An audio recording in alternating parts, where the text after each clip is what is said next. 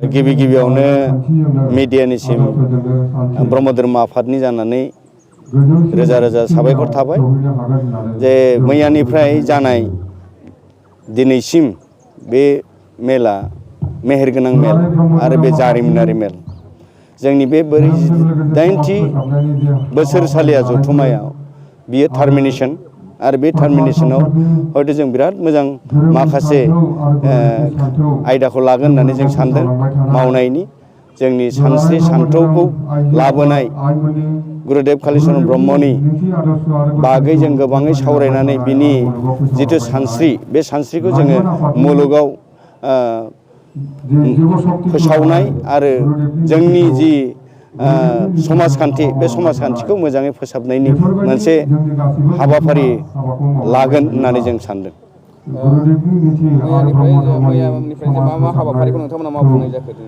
मैया फुंनिफ्रायनो बेखेवनाय हाबाफारिया जादों जेरै बे गेट बेखेवनाय पेन्डेल बेखेवनाय डेलिगेट बेखेवनाय बेफोरबायदि जादों। बेनिफ्राय आइजोनि मेल जादों। आइजोआ मैया टार्मिनेशनमोन बेहाय बडि बायबाय बिसिनाबो गोदानै बेनो थादों आरो जोंनिया CWC जादों आरो लाइमोना बडि चार्ज माने बिसिनि गोदान चार्ज गथायलायनाय जादों मैया। ओमफ्राय दिनैनि दा फुङाव फुंनि अखण्ड यज्ञ जागायबाय। बिनि उनावहाय नैथि हाबाफारिया जादोंमोन फिरफिला उरायहोनाय बे जोब्बाय। थामथि हाबाफारियाव गुरुदेबनि मुसुखायाव बिबार बावनाय बे जागासिनो दं। दा बिनि खामानिया सोलिगासिनो दं। बिनि उनाव आरोबाव जागोन जोंहा शास्त्र बिसार आरो बेजों लोगोसेनो दि ब्रह्म बेखेवनाय दं। मेलजों मा ब्रह्म धोरोमारि भक्तफोरा मा इमप्रुभ जागोन मा मुलाम्फा जागोन दिनैनि नैबे भक्त मेल होनगोन जों दा बे प्रसार संसदनि जे मेल बेयाव शास्त्र पाठ जायो। बे शास्त्रआ धोरोमनि 6था धोरोम बिजाब बे 6था धोरोम बिजाबनि माखासे मोन्थोर एबा शास्त्र बे शास्त्रनि सायाव सावरायनाय जागोन आरो बेजों बहुदखिनि उपकृत जागोन होननानै जों आसा खालामनो हायो। थान्दैयाथ' खोनानाय मथे मैयासिम 2000नि बारबायमोन होननानै खोनादोंमोन आरो दुखुनि बाथ्रा जायगा मोनैखाय खायफाया गोजांनायजों आरो एसे लोमजारु मोननायजों गिदिंलांदों होननानै खोनानाय मोनदों। गाबोननि दासिमथ' जोंनि प्रग्रामाव होखानाय बायदि जोंजों खोथा होखानाय बायदि आसामनि केबिनेट मन्त्रि उरखावग्रा ब्रह्मआ गाबोननि गाहाय आलासि।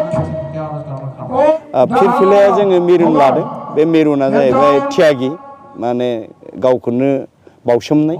बियो इसोरनो बावसोमनायखौ बुजायाखै समाजनि गावनि जि थांनानै थानायनि मावनो गोनां फार्मार्थिक आरो बेबहारिक खामानियाव गावखौ बावसोमनानै समाजखौ सिबिनायनि मोनसे साइन आरो बे फिरफिलानि गेजेरावहाय जोंहा सान दङ बे सुर्य नारायण बेखौ जोंमा गुरु होननानै बुंदों।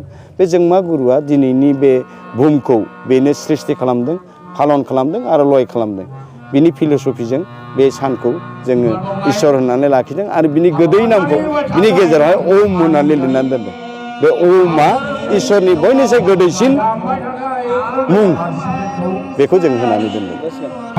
दुलाराय ब्रह्म धोरोम आफाद मैया 15 तारिख फेब्रुवारिनिफ्राय जागायजेनबाय।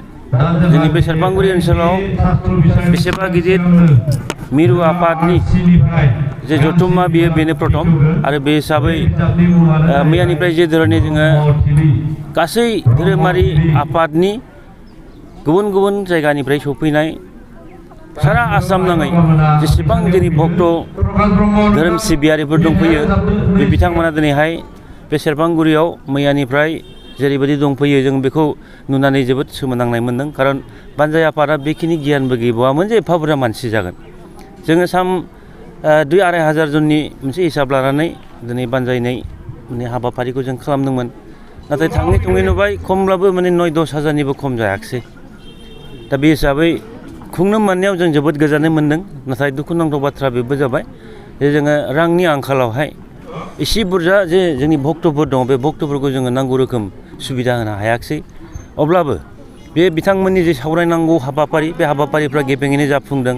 मैयानिफ्राय बिथांमोनहा खस्थ'नि गेजेरजोंब्लाबो धोरोमखौ सिबिनायाव एसेबो फासयाखै आरो जोबोद माने सोमोनांथाव बाथ्राया बे बिथांमोना जेरैखि थाया मानो इसोरनि खाथियाव इसोरखौ सिन्थिनानै जेरैबायदि नैबे जोंनि सेरफांगुरि ओनसोलाव बे हाबाफारिखौ मावफुंफैदों बेनि थाखाय जों जोबोद देरगादों आरो बानजाय आफादनि जानानै जों जोबोद बिथांमोननि खाथियाव खर' गंग्लायै आर'ज गाबदों जे जोंनि बे धोरोमारि जे फोसावनाय धोरोमारि जेनाखि आसार खान्थि बेफोरखौ दिनै सावरायनाया दिनैनि दिनावहाय गेबेङै सावरायगोन बे हिसाबै बेबो जाफुंगोन आसा खालामदों आरो गाबोन गेवलां मेल बे गेवलां मेलाव जोंनि बिटिआरनिनो मानगोनां चिफ बिथां प्रमद बर' बिथाङा फैनायनि बाथ्रा आरो जोंनि इउपिपिएलनिनो सासे केबिनेट मिनिस्टार इउजि ब्रह्म बे बिथाङाबो सफैनायनि बाथ्रा आरो बे बिथांमोनजों लोगोसे जोंनि बिटिआरनि गोबां इएमफोर सफैगोन दा बे हिसाबै जों आसा खालामदों गाबोननि गेवलां मेलावबो जोंनि गासै सारा आसाम रायजोनि गासै 21टा जिल्ला बे 21टा जिल्लानि बे जोंनि सिबियारि धोरोम सिबियारि बिथांमोनहा माने गाजा गोमजायै जेरै बाहागो लादों गाबोननि हाबाफारियाव जाफुंगोन बेखौ आसा खालामदों।